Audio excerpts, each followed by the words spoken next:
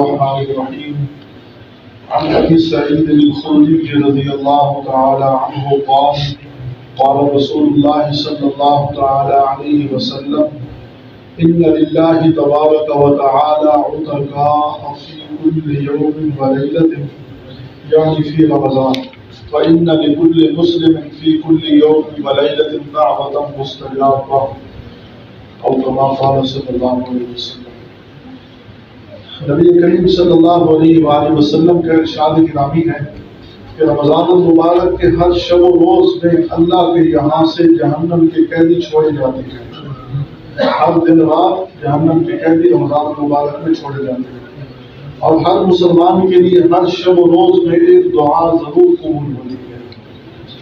جہنم میں وہ آدمی قید ہوگا جو مجرم ہوگا، گنہگار ہوگا۔ اللہ تعالیٰ کے ہاں انصاف کی عدالت لگے گی، وہاں کسی کو بے جرم، کسی کو بغیر جرم کے قید خانہ میں نہیں ڈالا جائے گا۔ تو اللہ تعالیٰ فرما رہے ہیں کہ رمضان المبارک کی برکت سے اللہ تبارک و تعالیٰ کی رحمت برستی ہے کہ جہنم کے جو لوگ مستحق ہو جاتے ہیں تو رمضان کی برکت سے اللہ تعالیٰ ان کو عطا فرمائیں گے، ان جہنم سے ان کا نام کاٹ دیے جاتے ہیں۔ اور فرمایا ہر مسلمان کے لیے ہر دن رات میں ایک دعا ضرور قبول ہوتی ہے۔ بہت سی روایات میں روزے دار کی دعا تو قبول ہونا واجب ہے۔ کافی روایات ہیں جن میں یہ بات آتی ہے کہ روزہ دار جو دعا کرتا ہے اللہ قبول فرماتے ہیں۔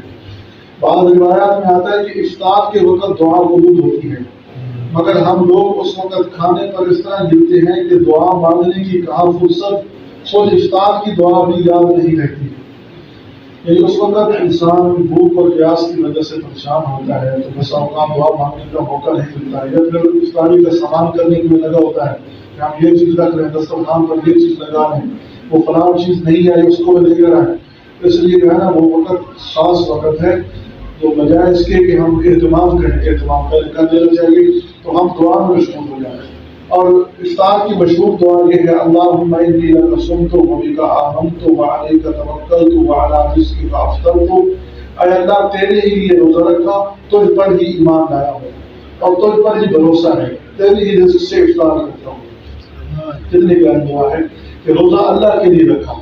یعنی اس سے یہ بات مفہوم ہو رہی ہے کہ ہر کام کرنے سے پہلے اپنی نیت کی اصلاح کرنی چاہیے کہ جو بھی میں نیک کام کر رہا ہوں اللہ کے لیے کر رہا ہوں، اور ساتھ ایمان کی تجدید کی ہے کہ تجھ پر ایمان لے آیا اور ہر کام میں تجھ پر بھروسہ کرتا ہوں، اور جو تو نے رزق عطا کیا اس سے میں افطار کر رہا ہوں۔ تو اللہ تعالیٰ کی نعمتوں کا شکر کیے، رزق دینے والا اللہ ہے، اللہ نے رزق عطا فرمایا، اس سے انسان افطار کرتا ہے اور اللہ تعالیٰ کی اس نعمت کا ذکر کر رہا ہے۔ حدیث پاک کی کتابوں میں یہ دعا مختصر ملتی ہے۔ حضرت عبداللہ بن عمر بن عاص افطار کے وقت یہ دعا کرتے تھے اللہم انی اسألک برحمتک الذی وسعت کل شیء ان تغفر لی۔ اے اللہ تیری اس رحمت کے صدقے جو ہر چیز کو شامل ہے میں یہ دعا کرتا ہوں کہ تو میری مغفرت فرما۔ یہ بھی دعا ہے۔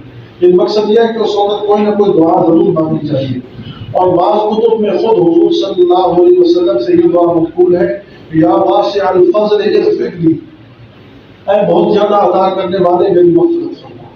یہ آپ صلی اللہ علیہ وسلم دعا کرتے تھے۔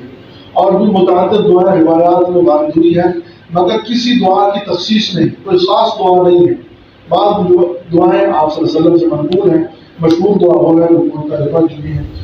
تو فرمایا کہ اجابت دعا کا وقت ہے، قبولیت دعا کا وقت ہے، اپنی اپنی ضروریات کے لیے دعا فرمائیں۔ یاد آ جائے تو اس سیاہ کار کو بھی شامل فرما لیں کہ سائل ہوں اور سائل کا حق ہوتا ہے۔ یہ مولانا شیخ الحدیث مولانا محمد زکریا رحمۃ اللہ علیہ فرما رہے ہیں کہ میرے لیے بھی دعا کر دینا، تو میں بھی کہہ رہا ہوں میرے لیے بھی دعا کر دینا۔ چشمہ فیض سے گر اشارہ ہو جائے، لطف ہو آپ کا اور کام ہمارا ہو جائے۔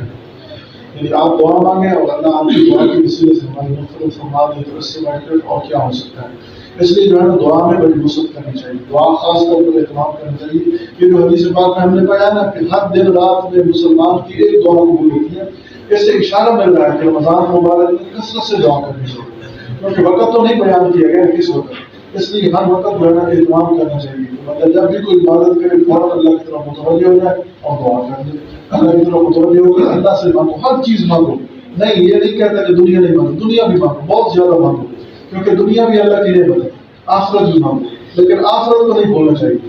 ہم دنیا مانگتے ہیں، آخرت کی فکر نہیں کرتے۔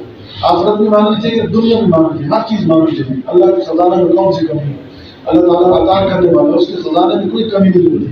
جتنا اس سے مانگیں گے اللہ اتنا خوش ہوتے ہیں، اور جتنا نہیں مانگیں گے اللہ ناراض ہوتے ہیں. یہ اللہ تعالیٰ وہ داتا ہے کہ مانگنے پر خوش ہوتا ہے اور نہ مانگنے پر وہ ناراض ہوتا ہے.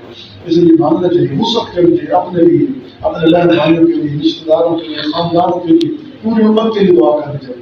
جتنوں کے لیے ہم دعا کریں گے اللہ ہر کے برابر ہمیں نیکی عطا فرمائے گا. تو اللہ تعالیٰ ہمیں رمضان المبارک میں خصوصی طور پر دعاؤں کا اہتمام کرنے